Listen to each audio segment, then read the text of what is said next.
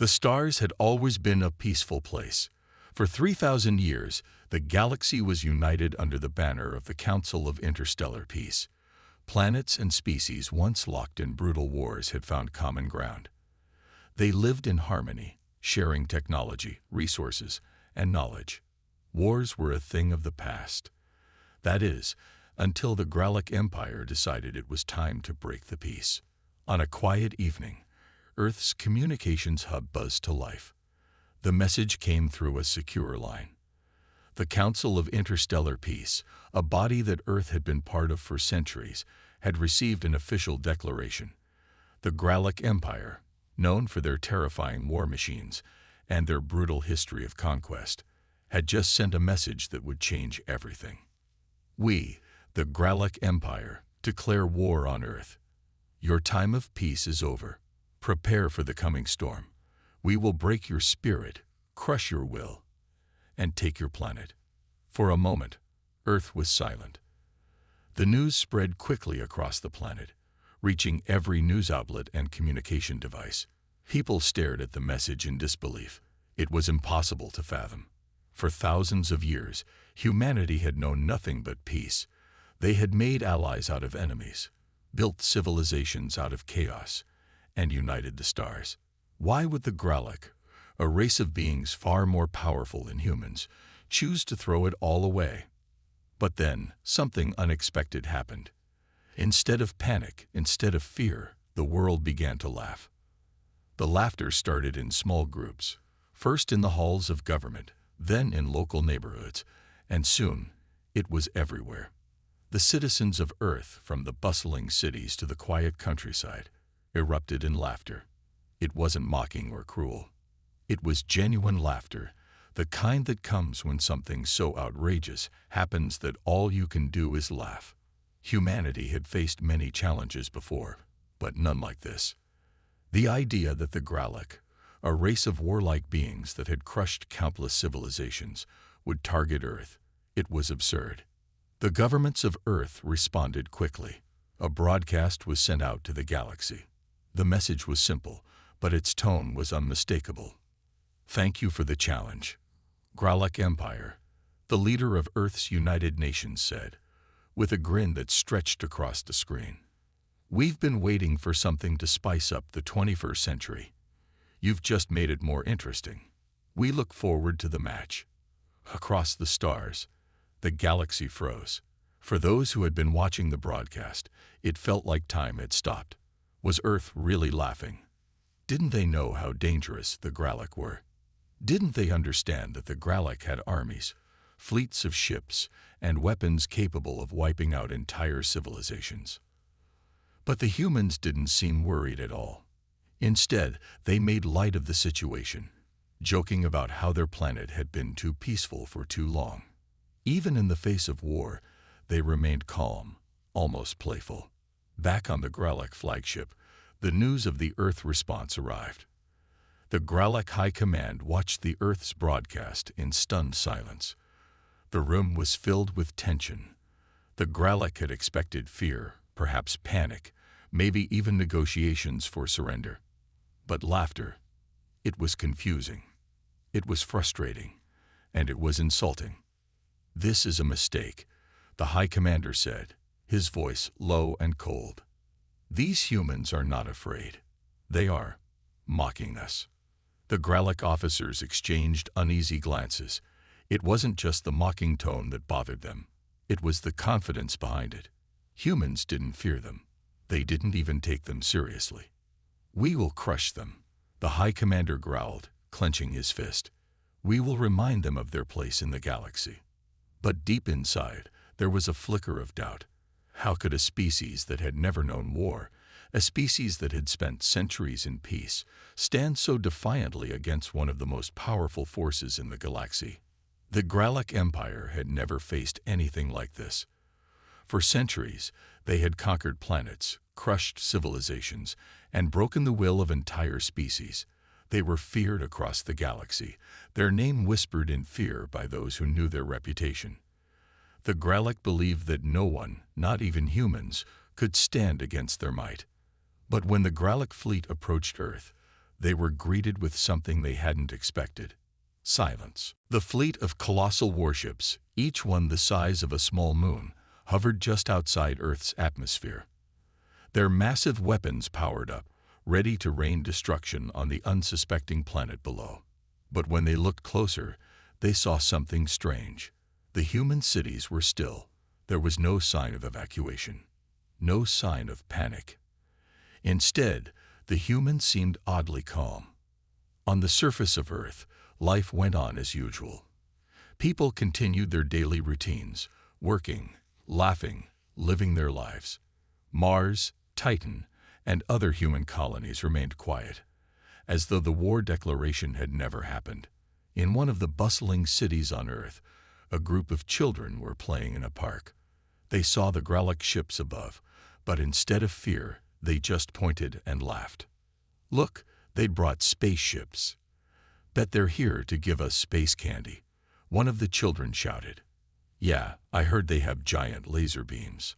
I hope they don't use them for real," another child said with a grin. Their laughter was innocent, playful, as though they were watching a fun spectacle. To them, the ships weren't a threat. They were a curiosity, something to laugh about. Meanwhile, in Earth's government centers, the news of the Gralak arrival was met with the same nonchalance. Officials gathered in conference rooms, not to panic, but to prepare. They were calm, even optimistic. "What's the worst they can do?" one official asked with a smile. "We've been waiting for something exciting to happen. It's about time the galaxy noticed us." Across the globe, people tuned into the broadcasts. Instead of hiding or preparing for battle, the humans began to joke. Memes about the Gralak warships flooded the internet. One meme showed a Gralak ship with a giant "Welcome to Earth" sign, while another showed a Gralak soldier with the caption, "First time on Earth. Try the pizza." Humans made light of it all. They laughed, joked, and even created short video skits, imagining what the Gralak might be like. Some humans dressed up in makeshift alien costumes and filmed themselves pretending to be Gralak invaders, acting overly dramatic and silly. The videos went viral. The world was united, not in fear, but in amusement. But the Gralak were not amused. Back aboard their flagship, the High Commander's fury was growing. He watched as the humans mocked them, as they laughed in the face of war. The invasion was supposed to be a grand display of power. It was supposed to send a message across the galaxy. The Gralak were back, and no one could stop them. Instead, they were being laughed at. Their pride was wounded, but their fear was growing. "Send the first wave to the surface," the High Commander ordered. "We will show them that this is no joke." The Gralak fleet moved into position, and their first wave of shock troops descended to Earth's surface. They expected chaos, humans running for their lives, begging for mercy. Instead, they found something they hadn't prepared for. The streets of Earth were filled with human resistance, but not in the way the Gralak had imagined. There were no guns drawn, no soldiers ready for battle. Instead, humans stood in their way with something far more unexpected: humor. "Hey, you can't park here," a human shouted at one of the Gralak ships as it landed. The human was holding a sign that read, "No space invaders allowed." The Gralak soldiers stared at the sign, confused. Then another human waved at them from across the street, holding up a banner that said, "The pizza delivery is here. Free pizza for all." Instead of running, humans walked right up to the alien soldiers. Some offered them cups of coffee. Others handed them pamphlets with human history on them. A small group of children even approached the Gralak with a giant inflatable ball, inviting them to join in a game of space soccer. The Gralak soldiers stood frozen, not knowing how to react. They had never been met with this kind of response. It wasn't fear, it wasn't submission. It was complete and utter confusion. We're supposed to be invading," one Gralak soldier said, his voice filled with uncertainty. Another soldier, looking around at the humans laughing and playing, shook his head. "I think they might be making fun of us." By the time the second wave of Gralak soldiers arrived, They were met with a similar scene. Humans offering them snacks, waving at them with smiles, and even singing songs. The Gralak fleet had expected to instill fear, but instead they were being shown a kind of fearlessness they hadn't seen in centuries. The Gralak Empire was used to victory. For centuries, they had crushed entire civilizations with their overwhelming force. Their warships were massive, their weapons unmatched, and their soldiers were ruthless. But on Earth, they had found something they could not understand. Resistance without fear, a defiance unlike any they had ever seen. It was as if humanity was playing a game, and the Gralak were the punchline. Yet, the Gralak still believed they would win. It was impossible for humans to be a true threat. They might laugh, they might joke, but in the end, their laughter would turn to fear. The Gralak were certain of it. But what the Gralak didn't know was that Earth had a secret, a weapon so powerful that not even the Gralak could have imagined it. It wasn't a weapon of destruction, not in the way the Gralak expected. It was something far more dangerous, human ingenuity. The first sign of this came when Earth's government sent a broadcast to the Gralak, not in fear, but with a challenge. "Thank you for the invitation to play," the broadcast began. "We've been working on some new toys. I hope you like surprises." The Gralak, still stunned by the humans' strange behavior, didn't take the message seriously. What kind of toys could humans possibly have? Their weapons were primitive compared to the Gralak's advanced technology. They had no chance of defeating the Gralak army, not in a direct confrontation. But what they didn't know was that humanity's strength didn't lie in brute force. It lay in their ability to adapt, to innovate, and to outsmart even the most powerful of enemies. In hidden labs across Earth, teams of scientists and engineers have been working for years on a series of secret projects. They had created weapons that could adapt to any situation, machines that could learn from their enemies, and artificial intelligence that could predict movements before they even happened. One of the most surprising developments was humanity's first quantum fighter. It wasn't a spaceship, not like the massive Gralak dreadnoughts, but a sleek, agile craft, powered by quantum engines and equipped with advanced cloaking technology. The quantum fighter was designed to be unpredictable, almost impossible to track, and more importantly, it could adapt to any attack in real time. As the Gralak forces continued their attempts to invade Earth, they were met with these new human machines. The quantum fighters darted through the skies, dodging Gralak fire with impossible speed. They weren't just fighting. They were outsmarting the Gralak at every turn. On the ground, Earth's AI-driven defense systems kicked into action. These systems, built to adapt and learn from the Gralak's technology, began to disable the invaders' weapons one by one. The Gralak's laser cannons, once feared as the most powerful weapon in the galaxy, were now useless against Earth's AI-controlled shields. The Gralak commanders watched in disbelief as their once mighty ships were turned into floating targets. Their attacks had no effect. The humans had somehow found a way to neutralize their weapons, using technology that was both ancient and new, mixing the old and the cutting edge. Back in the heart of Earth's capital, humanity's leaders smiled as the news of their victory spread. They knew they couldn't match the Gralak in strength, but they didn't need to. They had something far more powerful: creativity, intelligence, and the will to never give up. "We told you we were ready for a challenge," one leader said as the broadcast from Earth's capital went out to the galaxy. "And you thought we were joking." Meanwhile, the Gralak fleet was falling into chaos. As Earth's new machines tore through their ranks, the Gralak soldiers began to retreat, unsure of how to deal with these new, strange enemies. The once feared Gralak fleet was now scattered, their warships in disarray.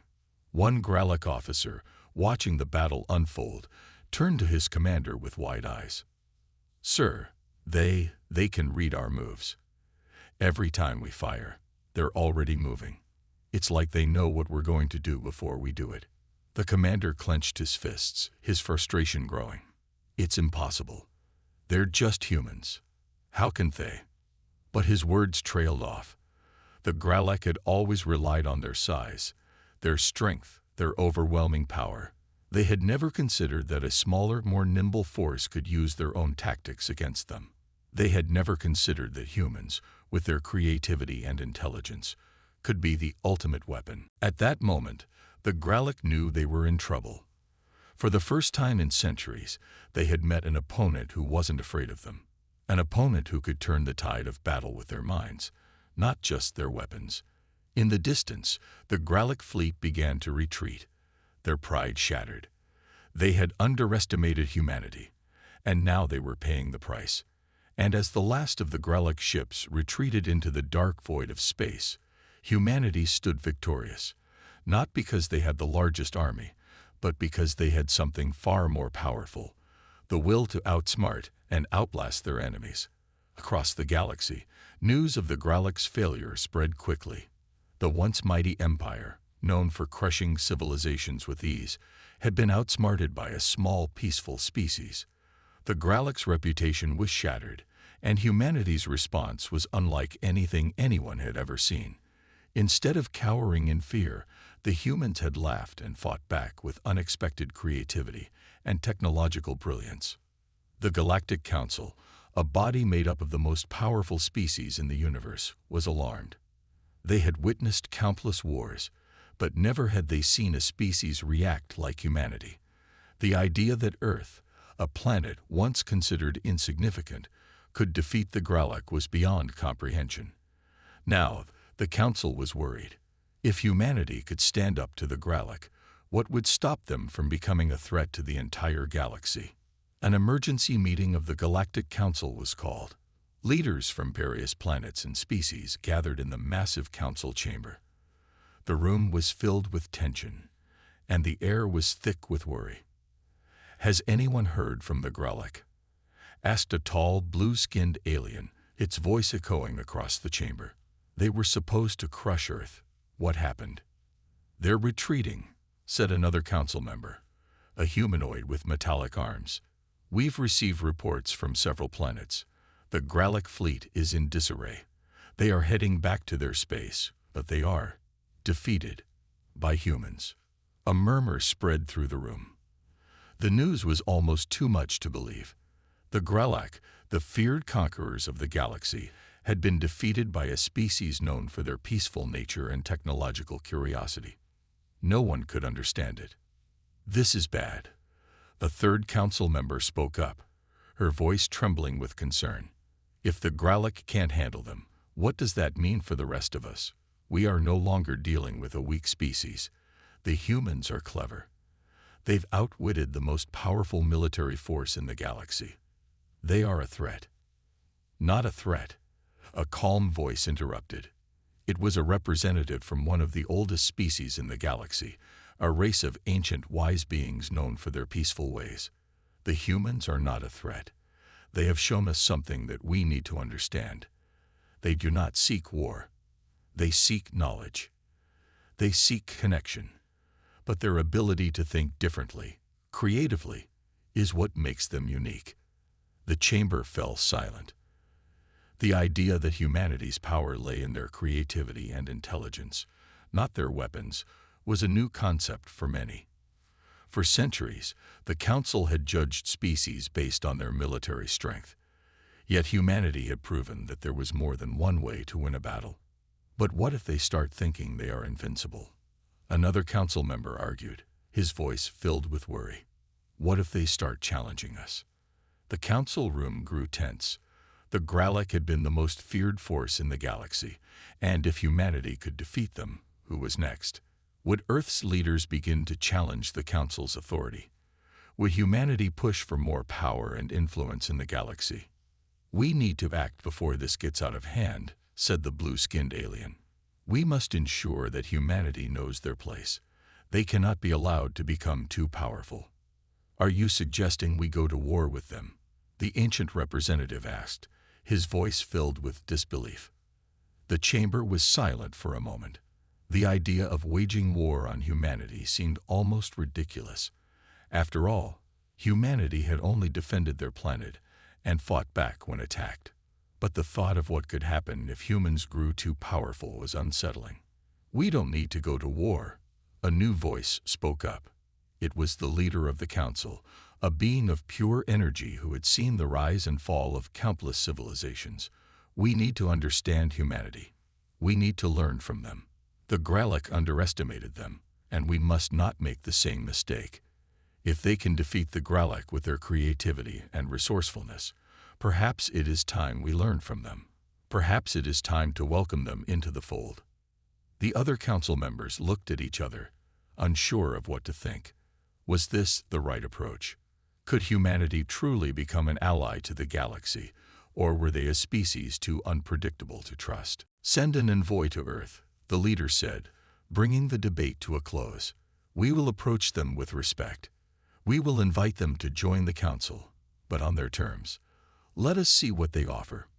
And so, the decision was made.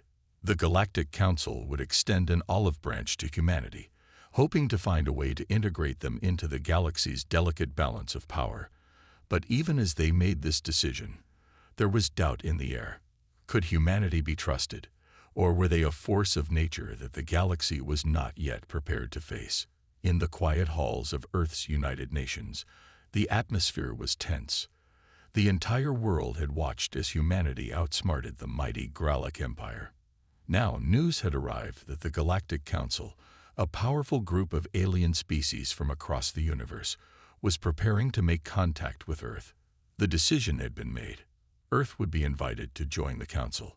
However, not everyone was certain that joining the Council was the right choice. The Council was made up of powerful species that had ruled the galaxy for centuries. They were used to having control. Many on Earth were still unsure about what it meant to be part of such a vast, complicated organization. Would joining the Council mean giving up some of their freedom? Or would it be an opportunity for humanity to share their ideas and creativity with the universe? The President of Earth stood before a large gathering of leaders from around the world. The room was filled with representatives from every nation, and the faces were a mix of curiosity, excitement, and caution. The President cleared her throat and addressed the crowd. Today, we face a decision that could change the course of our future. The Galactic Council has extended an invitation to us. They want us to join their ranks, to stand alongside the most powerful species in the galaxy. A murmur spread through the room. The thought of being part of something so much larger than humanity was both thrilling and frightening. We have proven to the galaxy that we are capable of more than just surviving. We have shown that we can outthink, outblast, and outmaneuver even the most powerful forces in the universe, the President continued. But we must ask ourselves, what do we want from the Council? Do we want to be part of their power structure, or do we want to offer something new? The room fell silent. The question hung in the air. Could humanity bring something valuable to the table, or would they be forced to conform to the ways of the more established species? After a long pause, one of the leaders from Africa spoke up. I think we should go, but on our own terms, he said. We've always been a species that values independence. If we join the Council, we should do it because we have something unique to offer. Our creativity, our ideas. We shouldn't let them change us. We should show them that we can make the galaxy better, not just by joining their ways, but by adding our own. The room nodded in agreement. Another leader, this time from Asia, added, We've always been a species that values diversity. We don't want to lose that. But we also know that the universe is full of new ideas. If we join the Council, we need to do it to share our vision and our way of life. We don't want to lose our humanity. As the discussions continued, one theme became clear. Humanity did not want to become another cog in the machine of the Galactic Council. They wanted to share their ideas, to offer their unique perspective on peace, technology, and creativity. They didn't want to be controlled or overshadowed by the more powerful species. They wanted to be equals, not subordinates. At the same time, the leaders knew they had to proceed carefully. The Galactic Council was powerful, and there was always the possibility that humanity's newfound position in the galaxy could make them a target again. But instead of fearing that possibility, they chose to approach the situation with optimism and confidence. The decision was made. Earth would accept the Galactic Council's invitation, but they would go in with their heads held high. They would offer their ideas and their creativity, and they would demand respect. The future of humanity, they believed, was bright, and they weren't going to let anyone dim that light. The president addressed the world one final time, her voice filled with determination. Humanity has faced many challenges, and we have overcome them together. Now, the galaxy is watching us. We will join the Galactic Council not as a weak species trying to survive, but as a strong species offering something new. We will be true to ourselves, and we will stand as equals with the most powerful species in the universe. The message was broadcast across the globe. People cheered. From the streets of New York to the hills of the Himalayas, Earth's citizens celebrated the decision.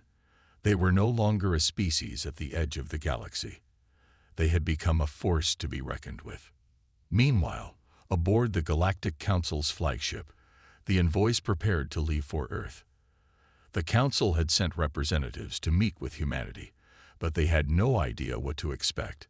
The humans had already shown they were unpredictable. What kind of people were they, really? What would they offer the Council? As the Council's ships prepared to depart, the leader of the Council turned to his fellow representatives. "Remember," he said, "we do not know what humanity's future holds. But one thing is clear, they will not be like the other species we have encountered. We must be careful how we approach them." With that, the ships set course for Earth. The meeting between the Galactic Council and humanity was about to begin. The moment had arrived. The Galactic Council's representatives had arrived on Earth, their ships hovering gracefully over the cities below. The people of Earth watched in awe as the massive, sleek vessels descended, their designs unlike anything seen before. This was a moment in history, a step into the unknown for humanity. The invitation had been accepted, and now it was time for the Council to meet with Earth's leaders. The Council representatives stepped off their ships, dressed in their ceremonial attire, and stood before the world's most influential leaders. They were unlike any species humanity had encountered before. Tall, with smooth, glowing skin and eyes that seemed to shimmer with wisdom beyond measure. Some had multiple limbs, others had features that seemed almost abstract, yet all shared one thing in common. They exuded power. At the heart of the gathering stood the President of Earth, who had been chosen to represent the people in this momentous meeting. She stepped forward, her heart racing, but her mind clear. This was a defining moment for humanity. The world watched as the representatives from the Galactic Council extended their hands in greeting, signaling the beginning of what could be the start of a new chapter in the story of mankind. The leader of the Galactic Council, a being of vast knowledge and presence, spoke first. "We come in peace, and we extend our hand to you, humanity. You have shown remarkable strength, intelligence, and creativity. You have earned your place in the stars, and we wish to welcome you to the Council." The President nodded, but there was a hint of caution in her expression. The Council's power was clear, but humanity wasn't about to give up their independence. She took a deep breath before responding. "Thank you for your offer. We recognize the importance of the Galactic Council and the opportunities it presents, but we must be clear. Our place in the stars is not something we seek to gain through war or submission. We come as equals with our own ideas, our own path, and our own goals. We wish to share our vision, not be absorbed into yours."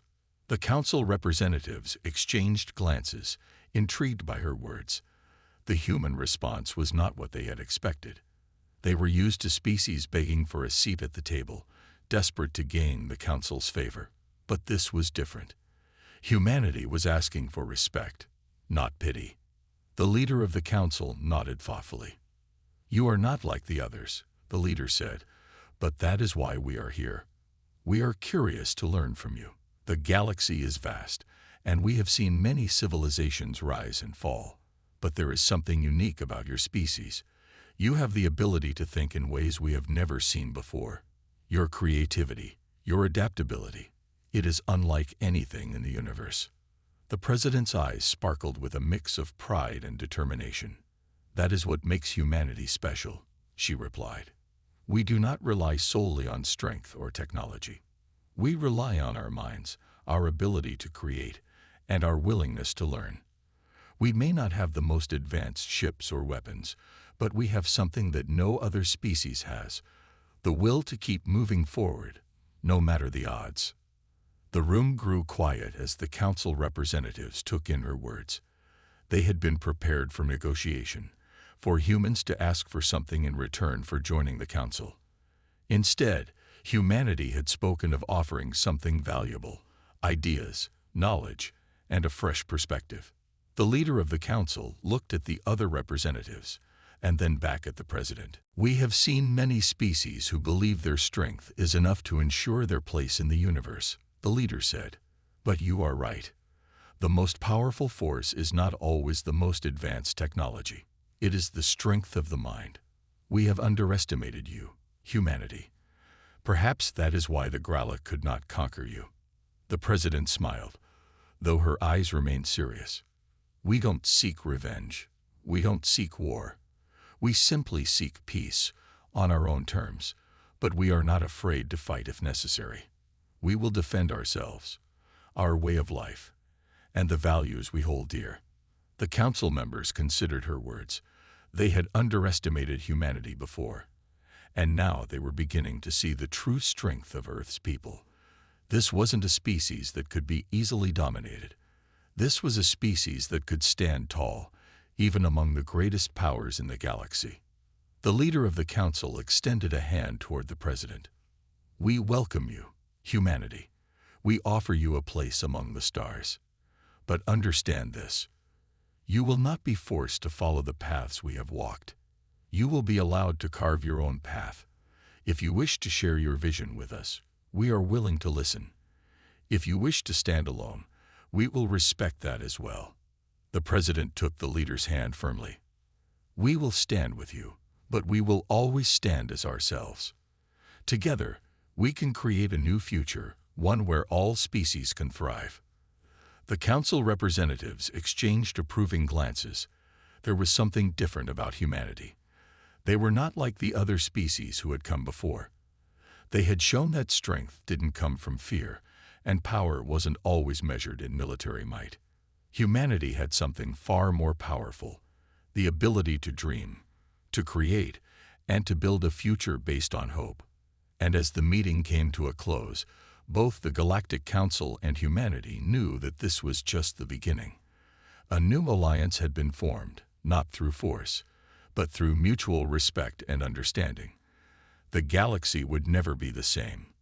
The decision had been made. The humans had joined the Galactic Council, not as subordinates, but as equals. Their unique ideas, creativity, and resilience had impressed even the oldest and most powerful species in the galaxy. But this was only the beginning of humanity's journey into the stars.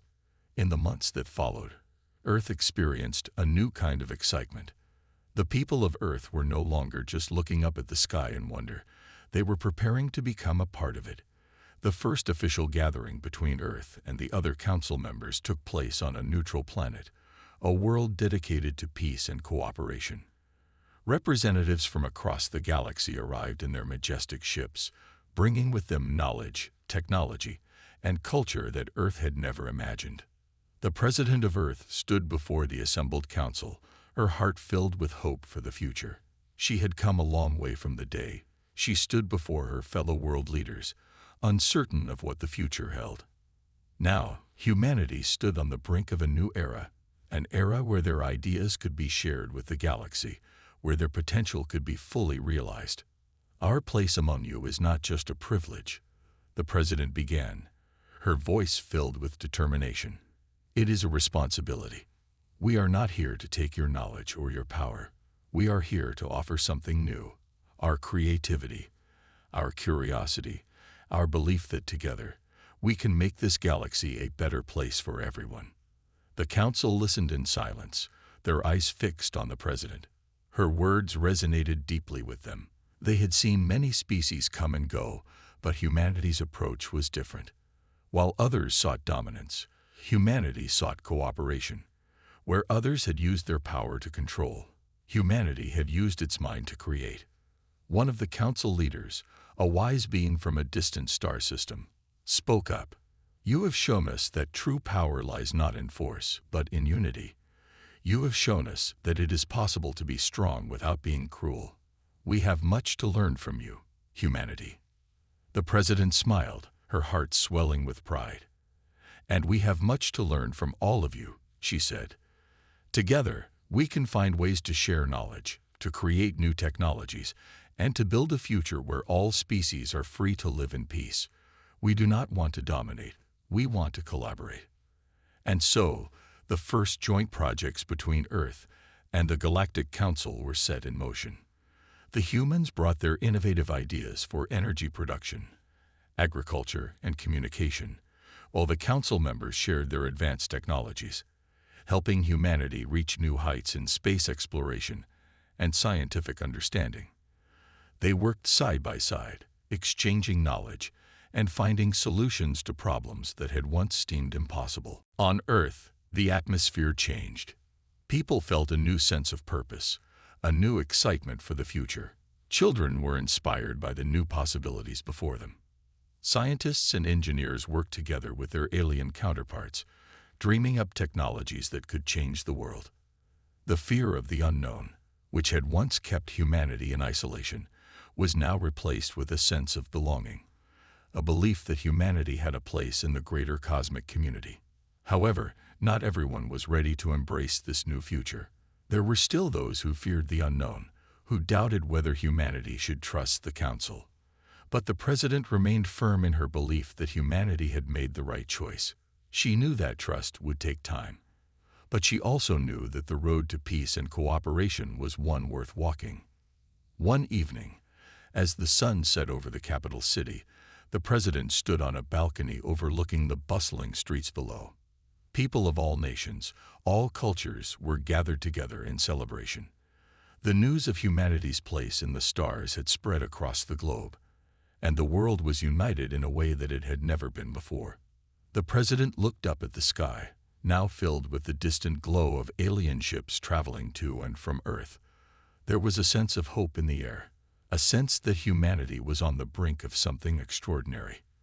The future was uncertain, yes, but it was also full of potential. Humanity had shown the galaxy that even the smallest of species could rise above their limitations, challenge the status quo, and offer something new to the universe. As she gazed at the stars, the president knew one thing for certain. Humanity's journey had just begun.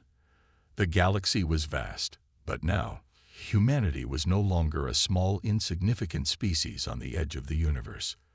They had found their place among the stars, and their future, filled with possibilities, was brighter than ever. The dawn of a new era had arrived.